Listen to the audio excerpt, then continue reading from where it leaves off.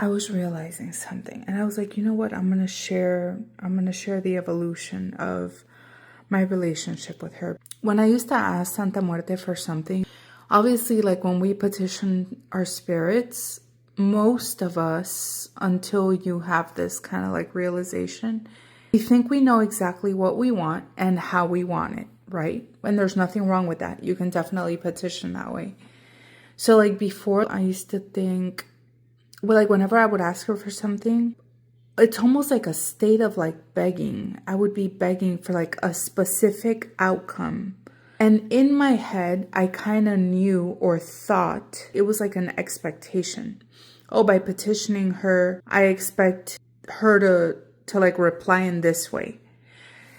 And what ends up happening, I realize now, is that you're limiting the spirit. So it does harm. Number one, we're fixated in our head that it has to happen a certain way, or we expect it to happen a certain way. Whether it's conscious or subconsciously, you expect her to respond in a certain way. And when we don't see the spirit responding in that way, we think they're upset. We think that they didn't hear us. We think that something's wrong. Like, why aren't they answering us? And she could very well be answering you in a different way. You see what I mean? Or in a different timing. So I have learned not to limit her in the way that she responds, because I have grown to trust her beyond what I used to think was trusting her. So long time ago, when I really didn't truly have the faith that I wanted to, and I was asking her to help me, to show me what it was to have faith, you know, the people in Mexico that have a lot of faith, the interviews that I would watch, that blind faith they have on her. And I still, even after she answered me, where I did have an understanding of having faith in her, I still didn't fully grasp what the totality of that meant.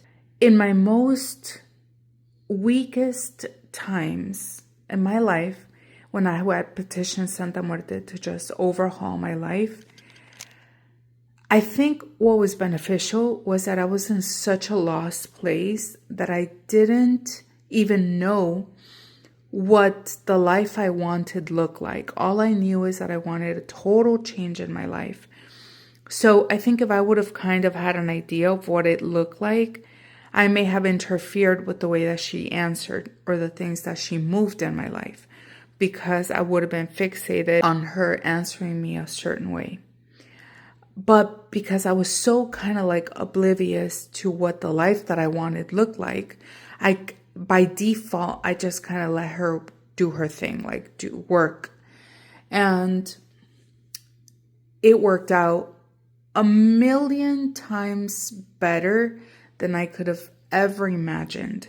I mean, even when I was asking that I wanted an overhaul of my life, I didn't even conceive how good it could be. And so because like just let her work, I wasn't stressed out that it wasn't happening. I just continued my faithful devotion to her. For example, I'm gonna tell you exactly what I told her, right? So earlier, after I brought the roses, after I made the video, after the shock went away of what happened, I told her, I was like, all right, Santa Muerte, here are your pink roses. I was like, please help me in my journey of being healthy. Wherever you think there is availability for me to receive your help, whether it's with a craving, or it's with making a better food choice, or it's with momentum and energy or discipline to go walk, or whenever I need to work out and I'm lacking that final push, in whatever way you want to answer me, I accept your help in this journey of losing weight and getting healthy again and instilling good habits. So as you can see in my prayer to her and petitioning her, I didn't say, please, Santa Muerte, I want to lose 50 pounds in 3 months, and please help me not be hungry. I'm scared of having cravings. There wasn't this anxiety behind the petition. It was simply, help me however you want. I realize she has helped me so much more in ways that I didn't even ask for. And realizing how she works and how she's like almost like a perfectionist. And sometimes she's extremely fast and sometimes she takes her lovely time. My advice to you is, if you can learn from that. I'm the type of person that unfortunately I have to learn the hard way sometimes. So even if I think I had somebody tell me this very thing I'm telling you, I don't know if I would have listened. But if I can help maybe one person avoid the anxiety that is behind petitions sometimes, because we desperately want to have an outcome and in a certain way, if I can save one person from that, then that's good enough for me. Give her the free range to help you in whatever way she sees fit, and trust her. I promise you, most of the time, she's going to give you more than you wanted.